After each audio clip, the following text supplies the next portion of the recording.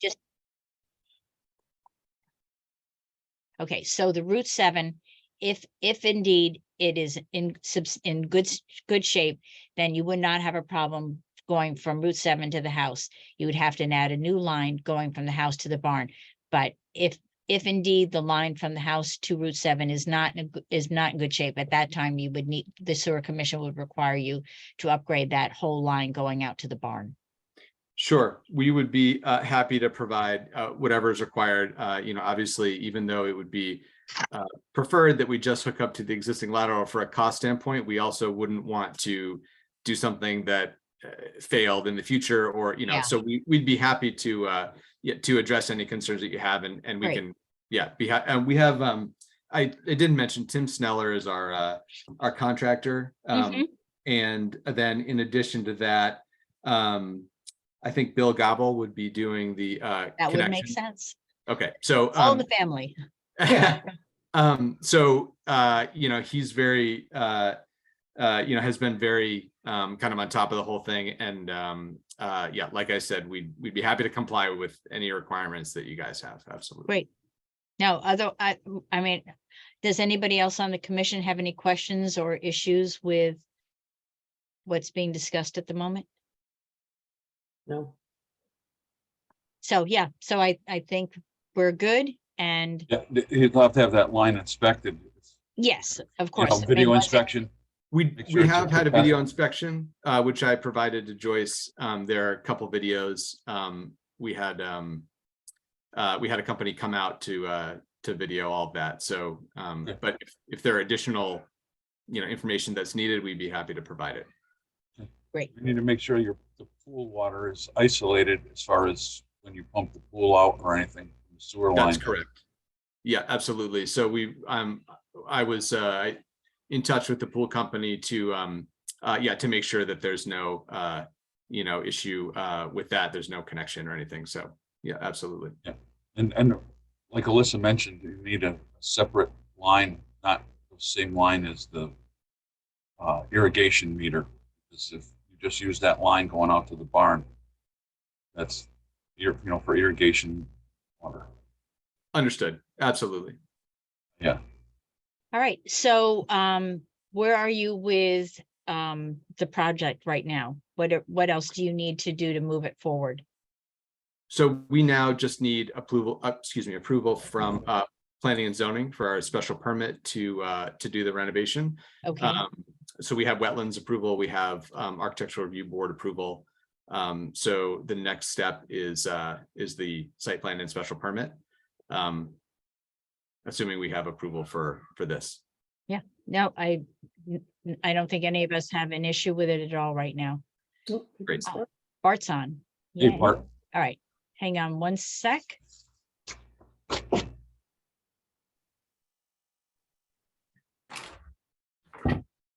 Hopefully. Probably on the side of the road. I know he's probably I know he's in his car somewhere. But, well, great.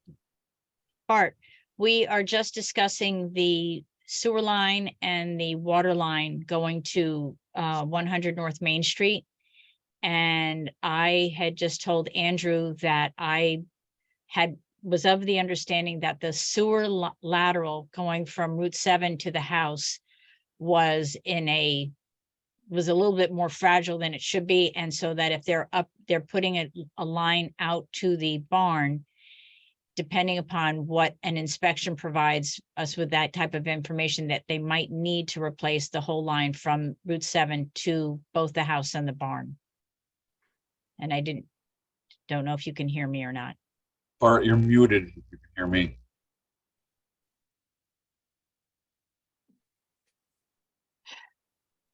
How's that? All There you right. go. There you go. Bingo. Okay, well, the last bit of information they submitted included a video of the sewer lateral. And while it's not pristine condition, it's adequate for what they're working with. So I don't think there's any need for them to have to replace it out to the sewer main and Main Street. So. And so can he connect from the house to the barn on that line? They also presented some information relative to elevations, and it looks like they have just enough elevation to make it all work for them, so. Okay. All right, so Andrew, we will get you, what you need a letter from us to sign off on this for the moment? Okay, we will. Yes. Is Okay, that, I think so. Is that, so that I would then take that and provide it, I'm assuming, to Ty so that we could, when I present to the planning and zoning, they have all the approvals. Is that correct? that's correct. Yeah, no, we have Great. no problem with that. The only thing we have to do is then establish the fees for what the project's gonna Sure. cost. But other than that, no one, there does not seem to be an issue with you connecting to the sewer and to running a new water line Great. or adding to the water line. Okay, Thank you very much. you're welcome. Thanks for your time. Thanks. Yeah. See you Yes. around. Thank All you. right. Great. Thank you. Bye. Okay, next one, Brookwood's sewer CD. Brookwood's has come to us because evidently their CD is, I guess, coming due. And they were trying to look into getting a better rate. But unfortunately, I'll let Barbara explain this because she can definitely better explain this than me.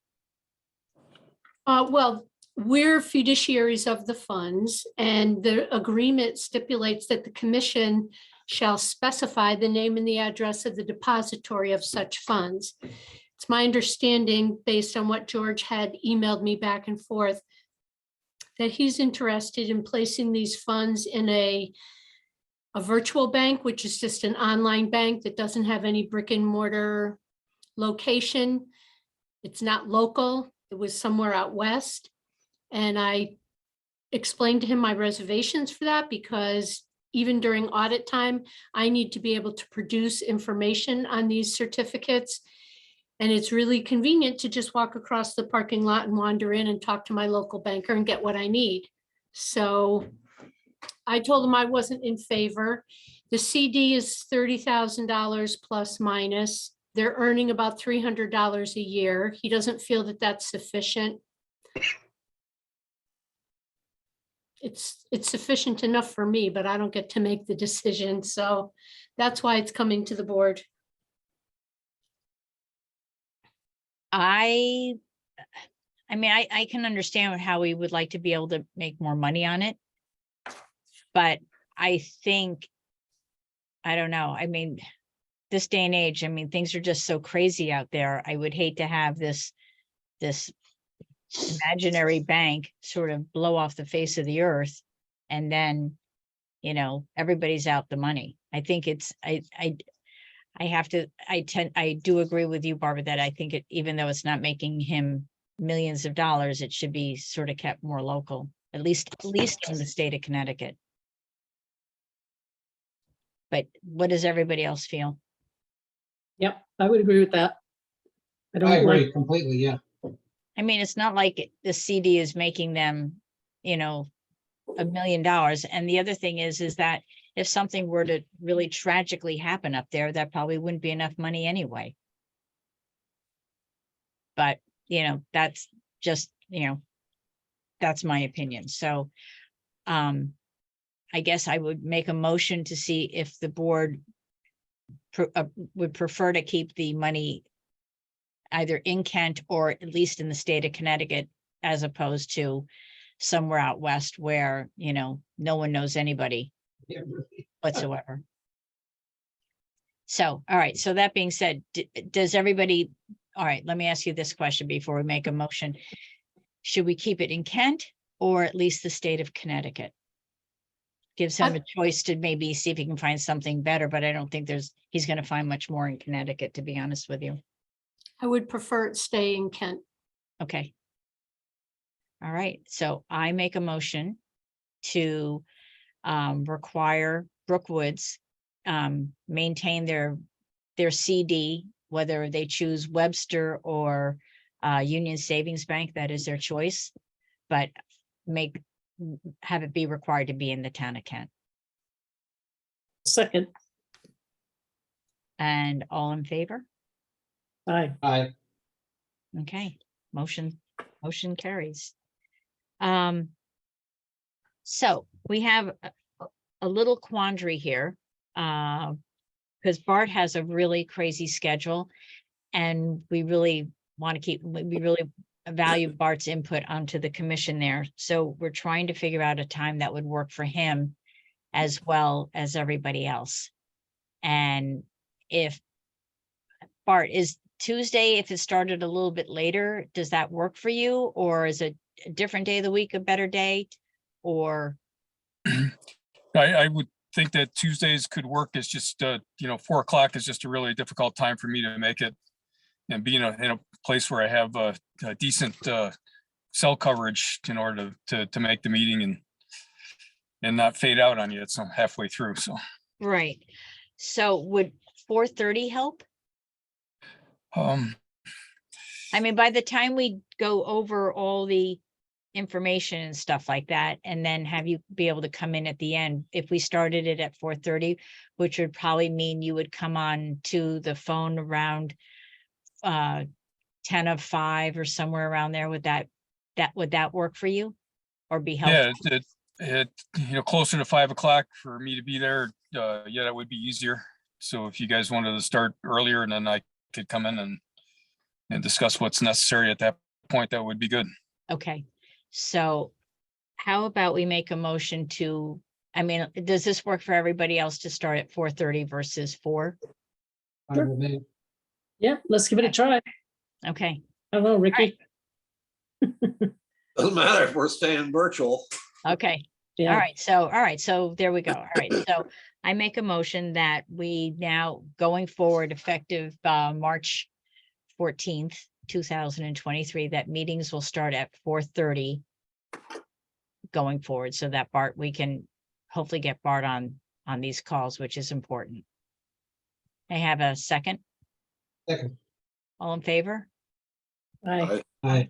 Okay. Bart, thank you. See, you thought you might get off this commission. Nice try. It didn't work.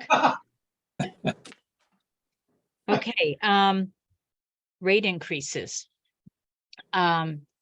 Knowing we've been discussing this in the past, you obviously just can't pick a figure out of thin air, but I do think going forward with a couple of projects that we're planning to do, and things that we have, even though we've received some grant money, a roof and other remaining projects that we have on the list, I think, and most importantly, we've not raised the sewer rates in over 10 years. And I'm not saying we're going to pull an Eversource or anything like that, but I do think that in all fairness, we do need to raise them, even if we do it, incrementally. But I do think sewer rate increase is on the horizon. 10 years is a long time. Yeah, very long. I mean, we've been managing to keep it going and stuff like that, and not, inflict too much pain on the customers. But I think the time is coming that there needs to be an adjustment. I believe, Barbara, is there a formula that we use, or do we have to go to the town, or? Well, I sent you the information that Bart had outlined previously. We actually have to do an analysis and show that we have the need, right, Bart? Yeah, that's a small part of the process, demonstrating that there's a need, and what the extra money would be used for would be useful to be able to sell it to everybody that that will attend a public hearing to dispute whether the rates are right or wrong, especially with regards to your larger customers like Kent School. I imagine that the rates are going to impact them more than any other customer in the town. So it would be important to be able to demonstrate to them why it's needed. So. All right, so in order to do this, I need to do some homework, I guess, with Barbara to figure out, what obviously we know what our costs are and things like that, but going forward, money that we have, and then get access to, you know, if we can raise the rates up and stuff like that to help offset some of the expenses, so we don't have to go back to the town for money on certain projects, I think that would probably be a good idea. So I think Barbara and I had talked about this, and I said maybe the first week of March, she and I could sit down and go over what the costs are so that we can come back to the board with a better idea of what what kind of an increase we're looking at. Does anybody else have anything to add in? No. Okay. Let's see. Lyle. Good afternoon, everyone. Happy Valentine's Day to everybody also. 2.1 million gallons total flow through the plant. That's a 69,000 gallon per day average. Of the total, 247,000 gallons came from Kent School. Average VOD removal rate is at 96%, and the total suspended solids removal rate is at 95%. And average pH influence is holding at 7.4. Not much to report this month as far as things go in wintertime. We have one effluent bed is drying, one is in use, and two are ready for use. The furnace broke, which everybody should have got them emails on that. The new one has arrived. It'll be put in on Thursday morning. That's basically what I have. Okay. Barbara, your report. Let me just screen share. So I was able to send out the reports on a piggyback from Joyce's agenda. So hopefully everybody's had a chance to look at them. I'm a little bit in Lyle's boat. There's not a whole lot of change or anything drastic here from the previous month. As you can see, again, our septage fees are still substantially down compared to where they were previously and how they were budgeted. Our sewer use charges are up a little bit, and that just could be some timing. All the other expenses are basically trending to what was budgeted, with the exception of electricity is a little bit high, but we had talked about that previously. We also know that the payroll expenses are a little bit low, and that again is due to timing and hiring of staff. Currently, the revenue net of expenses is showing a negative 12,000, but that's because we've put $13,000 into the capital fund. So if we hadn't done that, we'd be at a positive 926. So we're still meeting our operating expenses. So I think, to go backwards a little bit in the discussion and talk about the rate increases, we're going to need a very comprehensive list of the projects, and we're going to have to be able to cost them out the best that we can in order to substantiate a rate increase. And we'll also have to talk about staffing and that kind of thing, and make sure that we have the proper amount of staffing to include in that discussion.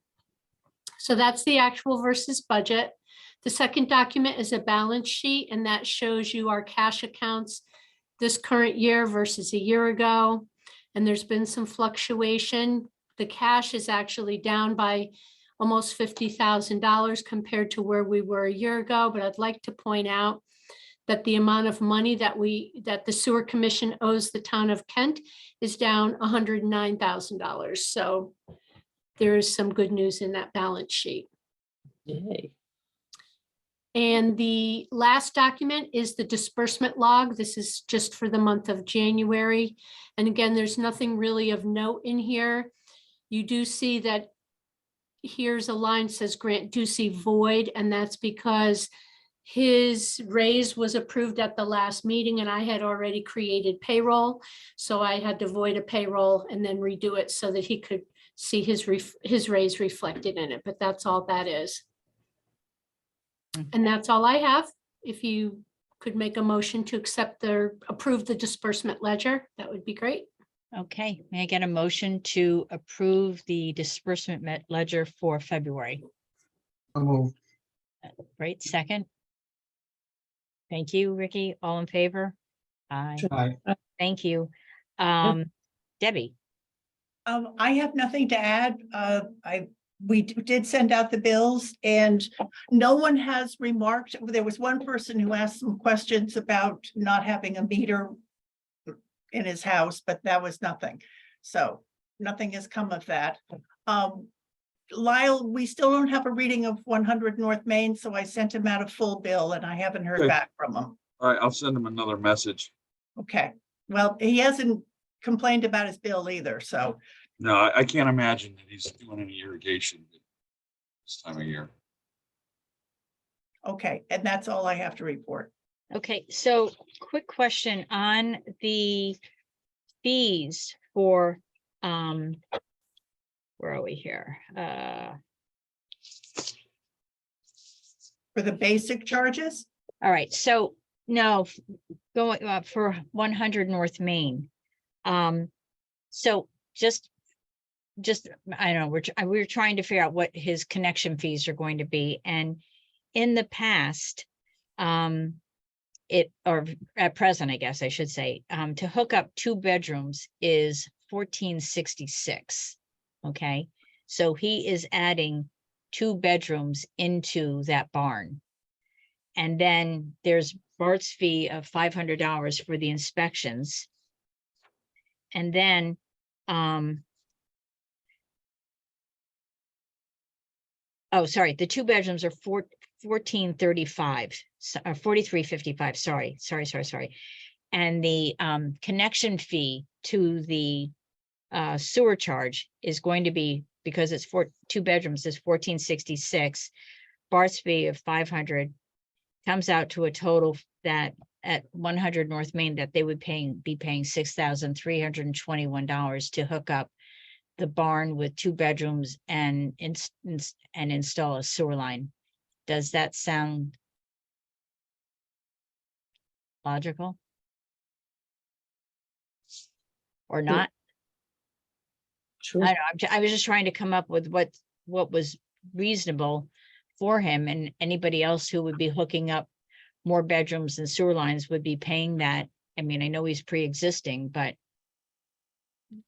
we should come up with a decision of what we are going to charge him so that we can include that in his, yes, you can do this project. This is what it's going to cost.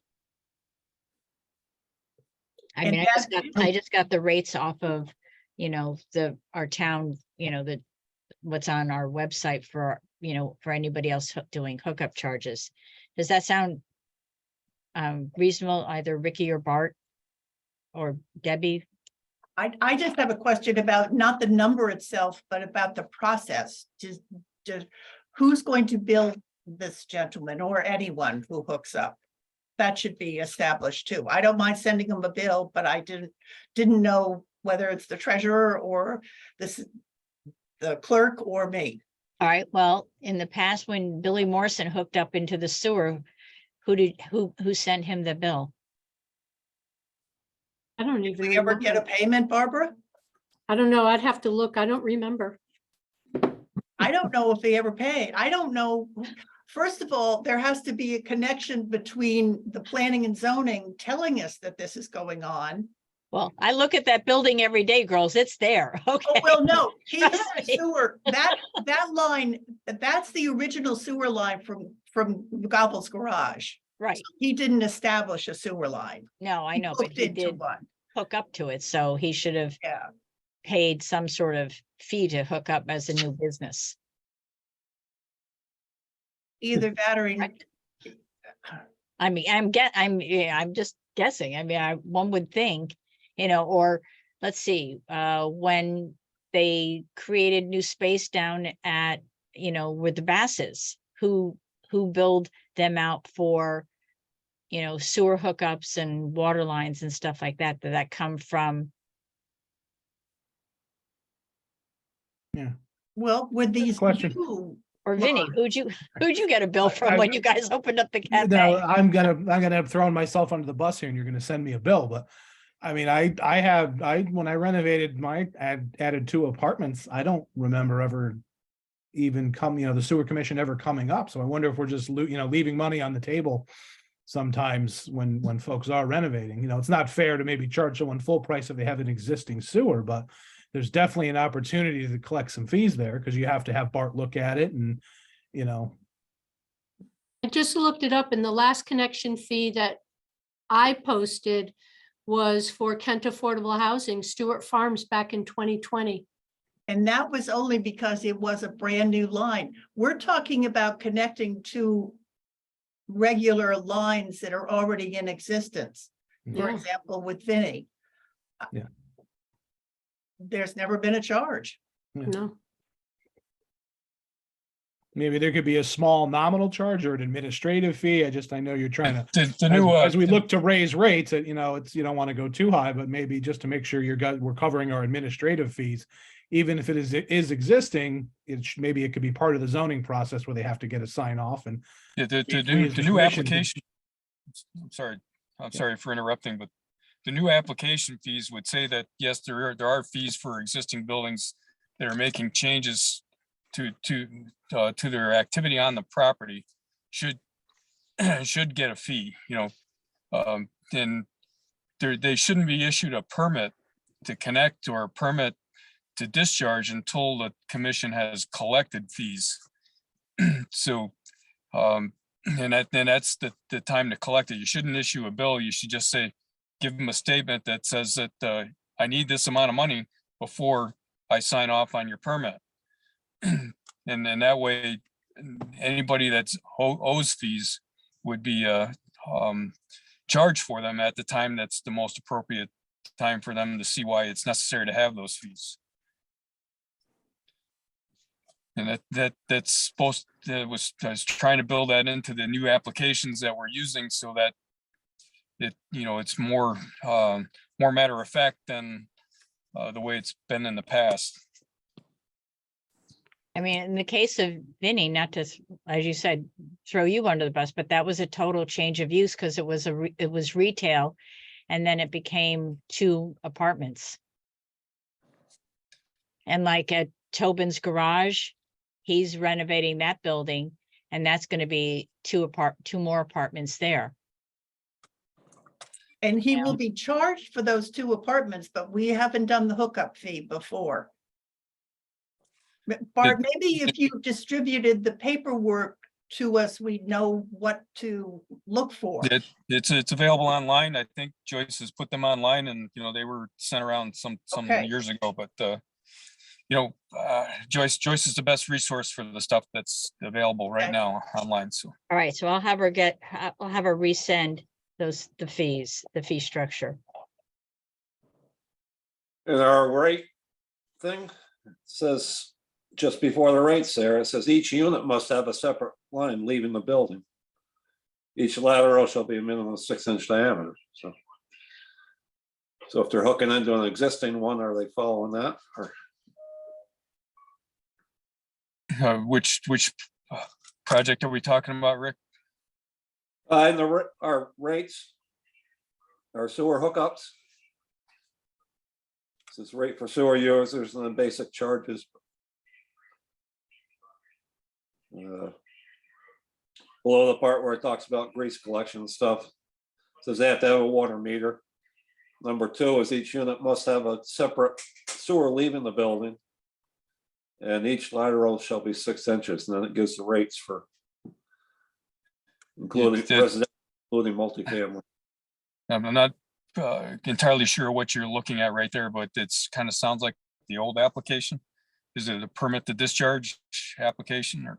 No, it's on our website where sewer hookups, the sewer hookup application. I don't know if that's the website's current, but Yeah, it sounds old, so Well, I think we need to make sure we have all that specified and we totally need to hook into the zoning board to make sure that when they grant permission for somebody to do a renovation or whatever, if it's involving, you know, if it's here in the, you know, the fire district area, then it should be, you know, we should have to sign off for it on some way or make sure there's an application fee that we have that they take care of. and also you should be tied into the building inspector so that CO is not issued for a new building or new use until all the fees are paid for from the sewer commission.